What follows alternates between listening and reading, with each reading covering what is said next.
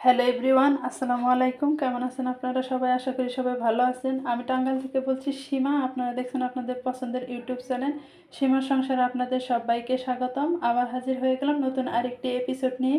আজকে আমি করে দেখাবো জার্মানি স্টাইলে জিলাপি। জার্মানি স্টাইলে জিলাপিটা আমি কীভাবে বানাবো সেটা আপনাদের সাথে শেয়ার করব।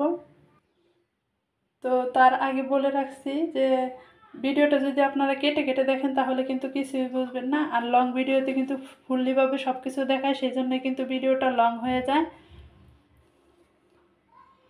তো এই ভজিলাপির পিছনে কিন্তু অনেক কাহিনী আছে বা কারণ আছে, সেই কাহিনী এবং কারণগুলো আপনাদের সাথে শেয়ার করব। প্রথমে আমি এখানে কিন্তু 2 কাপ পরিমাণ ময়দা নিয়ে নিছি, আর ময়দাটা কিন্তু অবশ্যই চেলে নিতে হবে। আর এটা কিন্তু জার্মানির বিখ্যাত জিলাপিটা। ময়দাটা ভালো মতো চেলে নিলে জিলাপিটা আপনার সুন্দর হবে। তো দেখেন আমি যে কিভাবে চেলে নিচ্ছি।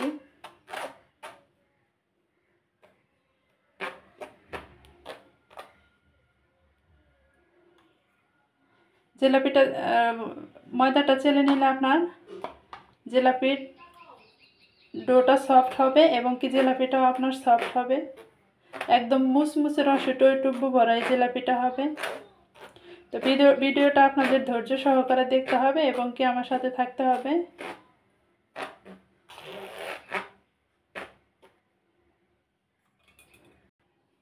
প্রথমে আমার 2 কাপ ময়দার সাথে লাগবে কিন্তু হাফ চা চামচ বেকিং সোডা, খাবার সোডা। এখানে কিন্তু আমি হাফ চা চামচ খাবার সোডা দিয়ে নিলাম। তো খাবার সোডা অ্যাভেলেবল সবার ঘরে থাকে, সেই জন্য আমি খাবার সোডা দিয়ে আজকের জিলাপিটা বানাবো। আর অনেক জিলাপিতে কিন্তু অনেক কিছু লাগে, এই জিলাপিতে কিন্তু তেমন কিছু লাগে না।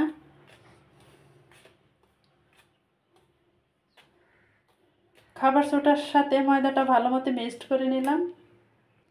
তো খাবার সোডার সাথে মিক্সড করে নেওয়ার পর এখানে দেব আমি সামান্য একটু হাইড্রো অ্যাসিড। এই হাইড্রো অ্যাসিডটা না দিলে কিন্তু চলবে না, আর এটা কিন্তু একটা অ্যাসিড জাতীয়, জিলাপিটা আপনার মুসমুসে বা ফোলানোর জন্য সাহায্য করবে। তা হাইড্রো অ্যাসিডটা অবশ্যই দিবেন। 5 টাকার হাইড্রো অ্যাসিড যদি আপনি কিনে নিয়ে আসেন অনেক দিন পর্যন্ত এই হাইড্রো অ্যাসিড খেতে পারবেন। তবে হাইড্রো অ্যাসিডটা ভালো মতো সংরক্ষণ করে রাখতে হবে আপনাদের।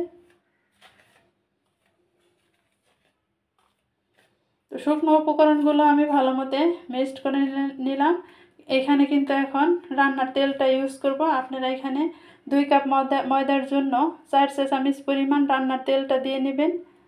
আর আমি যে ময়দা দিছি 2 কাপ, সেই ময়দাটা সেই কাপটা কিন্তু আপনাদের 4 কাপের মাপেই হবে। এমনি সবসময় ঘরে যে 4 কাপগুলো থাকে সেই 4 কাপের মাপেই আপনারা ময়দাটা দিয়ে নেবেন। আর 2 কাপ ময়দার জন্য এখানে আমার 6 চামচ পরিমাণ চিনি লাগবে। তো টোটাল আপনাদের হিসাব হচ্ছে প্রতি কাপের জন্য আপনার 3 চা চামচ পরিমাণ করে চিনিটা দিবেন।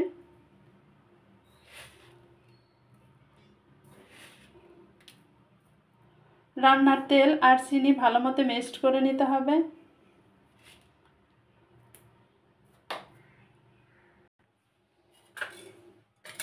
তো ভিডিওটা আপনারা ধৈর্য সহকারে দেখেন, আর দেখেন আমি কিভাবে ডোটা রেডি করি। জিলাপির ডোটাই কিন্তু আপনাদের মেন। ভালো মতো যদি আপনি ডোটা রেডি করতে না পারেন তাহলে কিন্তু আপনার জিলাপিটাও ভালো হবে না। তো অনেকের জিলাপি চুপসে যায়, অনেকের জিলাপি মুসমুসে হয় না। তো অনেকের জিলাপি আবার একটু সময় মুসমুসে থেকে পরবর্তীতে আবার একদম নরম হয়ে যায়। তো আজকের ভিডিওটা কিন্তু আপনারা যদি ফলো করে জিলাপিগুলো বানান তাহলে কিন্তু আপনার জিলাপিটা এরকম কোনো সমস্যায় দেখা দেবে না। তো আমি এখানে একদম ঠান্ডা পানি নিয়ে নিছি। গরম নয়, কুসুম গরম নয়, একদম ঠান্ডা পানি দিয়ে আপনি ডোটা রেডি করবেন। আর ডোটা রেডি করার সময় ধৈর্য সহকারে আপনার ডোটা রেডি করতে হবে। ডোটা যত আপনি মাখাবেন জিলাপিটা ততই সুন্দর হবে। তো পানিটা অল্প অল্প করে দিবেন আর ডোটা রেডি করবেন।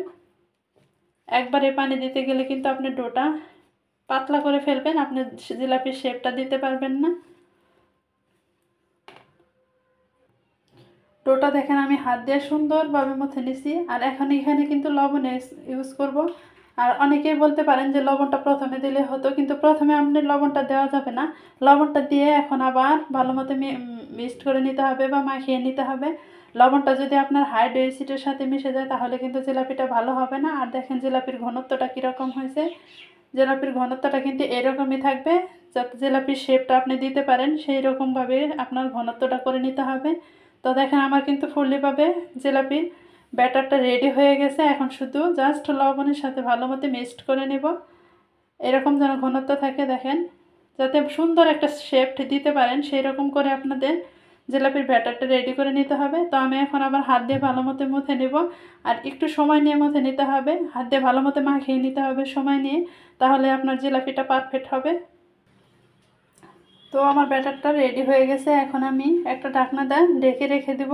এখানে কিন্তু রেস্টে রাখা লাগবে না, আপনি সরাসরি বানিয়ে সরাসরি ডোটা রেডি করে সরাসরি আপনি জিলাপিটা বানিয়ে নিতে পারবেন। তো আমার যেহেতু শিরা বানানো নেই, সেই জন্য শিরা বানানোর জন্য চুলায় চলে যাব, এই জন্য একটু ঢাকনাটা ঢেকে রেখে দিলাম। তো চলে আসলাম শিরা বানানোর জন্য। শিরা বানানোর জন্য দিয়ে দেবো এখন এখানে চিনি। আর চিনিটা কিন্তু এক বাটি পরিমাণ দেয় না, কারণ এই চিনিটা বেশি মোটা বা মিষ্টিও বেশি, সেই জন্য আপনার চিনিটা কমিয়ে দিছি, পানিটাও একটু বেশি দেওয়া যাবে, কারণ চিনিটা দেখেন দানাগুলো অনেক মোটা মোটা। এখন এখানে পানি ইউজ করতেছি, দেখেন এক বাটি ফুললি চিনি দেই নাই, আবার পানিও কিন্তু এক বাটি ফুললি দেই নাই। তো এখন চিনি আর পানি ভালো মতো মিক্সড করে নিতে হবে।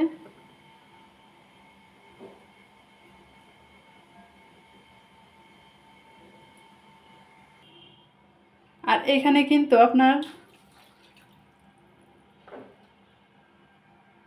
শিরাটা বেশি বানিয়ে নিতে হবে, কারণ আপনার প্রথম দিকে যে জিলাপিগুলো ভিজবে, লাস্টের দিকে ভিজবে না, সেই জন্য শিরাটা একটু বেশি বানিয়ে নিতে হবে।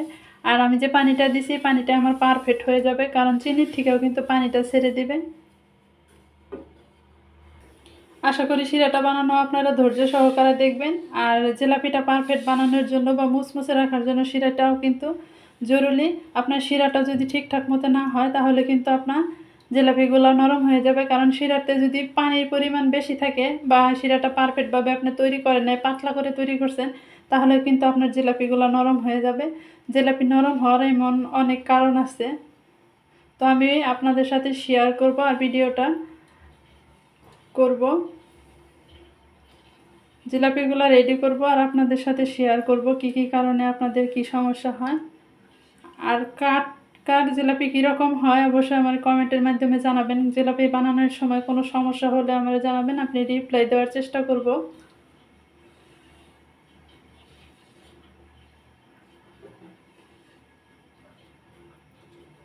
চিনিটা গলে গেলে ভালো মতো পানিটা জাল করে নিতে হবে। আর দেখেন যে কী পরিমাণ পানিটা ছেড়ে দিচ্ছে চিনির থেকে। চিনিটা আমি একটু কমিয়ে দিছি কারণ মোটা চিনি দেখে।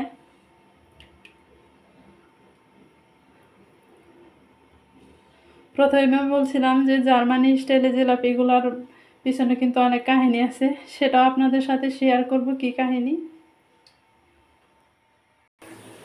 দেখেন আমার শিরাটা কিন্তু বলক এসে গেছে, একটু জাল করে নিছি বলক উঠিয়ে। আর শিরাটা কিভাবে চেক করে দেখবেন যে আপনার শিরাটা পারফেক্ট হয়েছে কিনা, হাতটা একটু ভালো মতো মুছে নেবেন, পানি যেন না থাকে হাতে।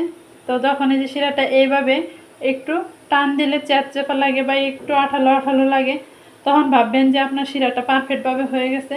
একটু আঠালো বলতে একটু একটু আঠালো লাগলে কিন্তু আপনার শিরাটা আবার করে নেওয়া যাবে না, চুলার জালটা অফ করে দেওয়া যাবে না। তো ভালো একটু আঠালো আঠালো যেন লাগে, একটু যেন তার হয়ে আসে, হাতের আঙ্গুলে দেখা যায় যে একটু তার হয়ে আসছে, এরকম শিরা হলেই কিন্তু আপনার জিলাপিটা পারফেক্ট হবে। দেখেন আমার শিরাটা হয়ে গেছে। এখন আমি এখানে ফুড কালার ইউজ করব, একটু কালার ইউজ করার জন্য ফুড কালার দিয়ে দিব। তো এখন এই যে ফুড কালার দিয়ে দিচ্ছি, অল্প পরিমাণ কিন্তু দিতে হবে, বেশি দিলে কিন্তু হবে না। তো অল্প পরিমাণ ফুড কালার দিয়ে একটু জাস্ট মিক্স করে নিলাম। আর এখানে কিন্তু আপনি আমরা প্রথমে লেবু ইউজ করি এই শিরাতে, আজকের শিরাতে কিন্তু আমি কোনো লেবু ইউজ করি নাই, সরাসরি এমনি বানিয়ে নিব। ফুড কালারটা ভালো মতো মিশিয়ে নিলাম। এখন আমি শিরাটা চুলাই থেকে নামিয়ে নিব। তো জিলাপিটা বানানোর জন্য ফ্রাই প্যান দিয়ে নিছি, ফ্রাই প্যানের সাথে কিন্তু একটু তেলও দিয়ে নিলাম। আর এই তেলটা কিন্তু ভালো মতো গরম করে নিতে হবে, ভালো মতো যদি তেলটা আপনি গরম না করেন তাহলে কিন্তু উপরের জিলাপিটা ফুলে যাবে আর নিচের টুক চ্যাপটা হয়ে যাবে। ভালো মতো গরম বলছি দেখে এইরকম গরম করবেন না যে জিলাপিটা দেওয়ার সাথে সাথে পুড়ে যায়, এরকম কিন্তু গরম করে নেওয়া যাবে না। তো জিলাপিটা আমার পারফেক্টভাবে গরম হয়ে গেছে। জানি না ক্যামেরার দিকে তাকিয়ে আমি সুন্দর করে দিতে পারবো কি না।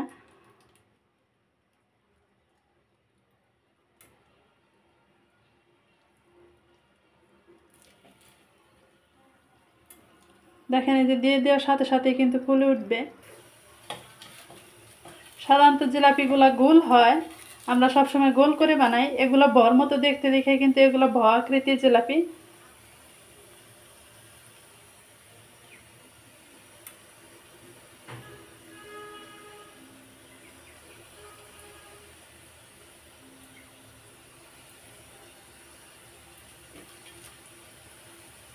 আমি দেখেন 3টা দিয়ে নিছি আর দেওয়ার সাথে সাথেই ফুলে উঠতেছে।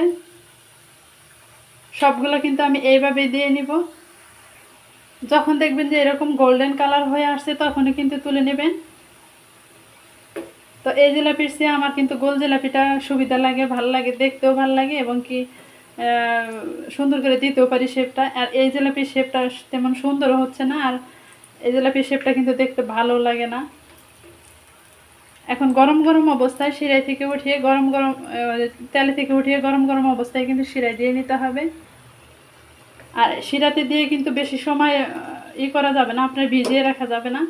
শিরাতে দেওয়ার সাথে সাথে এরকম শিরাতে দিবেন, দেওয়ার সাথে সাথে এভাবে চাপতে ধরবেন। চাপতে ধরার সাথে সাথে আবার ফিরে উল্টে একটু চাপতে দেবেন। দেখেন অলরেডি আমার এখানে শিরা ঢুকে গেছে। আর এখানে কিন্তু আমি বেশি সময় রাখবো না। শিরাটা ঢুকে গেলে আমি উঠিয়ে নিব। দেখেন এই যে শিরাটা ঢুকে গেছে কীরকম। তো সবগুলো কিন্তু আমি এইভাবে এখন শিরাতে ভিজিয়ে নিব। এই তো বানিয়ে নিছি আমি জার্মানির স্টাইলে ব আকৃতির জিলাপিগুলো। তো জার্মানির স্টাইলে ব আকৃতির জিলাপির চেয়ে আমাদের দেশের জিলাপি বেশি ভাল লাগে। দেখেন আমার বাংলাদেশের জিলাপি বেশি ভাল লাগে। আর আমি দেখেন এই যে গোল গোল করে নিছি, আমরা কিন্তু সবসময় এইরকম করে জিলাপি বানাই। আর দেখে বোঝা যাচ্ছে আমি কতটা রসালো করে বানাইছি জিলাপিগুলো, রসে টইটুব্য ভরা হয়েছে জিলাপিগুলো। আর এগুলার সাইজ দেখেন।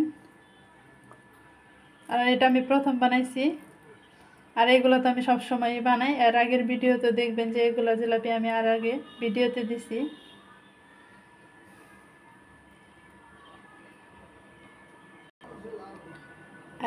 অনেকের প্রশ্ন থাকতে পারে যে জার্মানি স্টাইলে কিভাবে হলো। জার্মানিদের ল্যাঙ্গুয়েজ কিন্তু ইংলিশে বা জার্মানি ভাষায়, আর বাংলা ভাষায় ওরা কীভাবে ভ আকৃতির বানাইলো, বাংলাতে ভ আকৃতির জিলাপি। তাই যে ইউটিউব চালায় উনি ছিল বাঙালি, সেই জন্য কিন্তু উনি এই জিলাপির নামটা দিয়েছিল ব আকৃতির জিলাপি, জার্মানি স্টাইলে ব আকৃতির জিলাপি। সেই জন্য এই জিলাপিটার নাম ব আকৃতির জিলাপি। তবে আমি বর মতো করতে পারি নাই, কিন্তু জিলাপির টেস্টটা কিন্তু ঠিকই আছে, কিন্তু আকৃতিকটা আর কি হয় নাই ভালো মতে। আর দেখিয়ে দে ভিতরে কতটা রসালো, রসে টইটুব্য ভরা হয়েছে। এই যে দেখেন চাপ দিলে রসটা উঠে আসবে, এরকম রসালো করে বানাইছি। আর অনেক অনেক কিন্তু মুচমুচে হয়েছে বা রসে টইটুব্য ভরা হয়েছে জিলাপিটা। তো আপনারা যদি বানান আপনাদেরটা এরকম হবে। আর এই ফ্রিজে রেখে যদি আপনারা জিলাপিটা খান তাহলে কিন্তু আপনাদের জিলাপিটা মুচমুচে 1 সপ্তাহ পরে মুচমুচে থাকবে, একটুও কিন্তু নরম হবে না।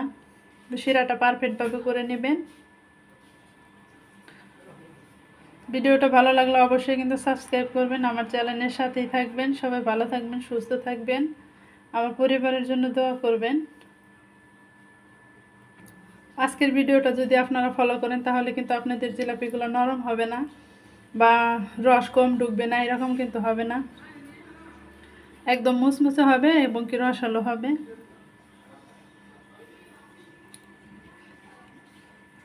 আজকের মতো এই পর্যন্ত। আসসালামু আলাইকুম, আল্লাহ হাফেজ।